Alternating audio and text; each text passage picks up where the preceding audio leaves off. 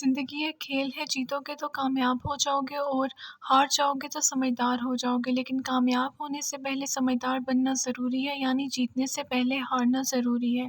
پریشانی کبھی بھی اتنی بڑی نہیں ہوتی جتنا ہم اسے بنا لیتے ہیں۔ کبھی سنا ہے کہ اندھیرے نے سویرا نہیں ہونے دیا ہو؟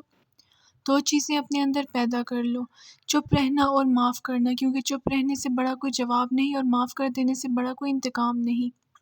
ہر کامیاب شخص کے پاس ایک تکلیف دہ کہانی ہے اور ہر تکلیف دہ کہانی کا انجام کامیابی ہوتی ہے، اسی لیے تکلیف کو برداشت کرنے کی عادت ڈالو اور کامیابی کے لیے تیار ہو جاؤ۔ ماضی بدل نہیں سکتا مگر حال اور مستقبل آج بھی ہماری ہی مٹھی میں ہے۔ کامیاب لوگ دوسروں سے مختلف نہیں ہوتے مگر ان کے سوچنے کا انداز مختلف ہوتا ہے۔ آپ کے راستے میں کس طرح کی مشکلات آئیں گی یہ آپ کے ہاتھ میں نہیں ہے، لیکن ان مشکلات سے نکلنا کیسے ہے یہ آپ کے ہی ہاتھ میں ہے۔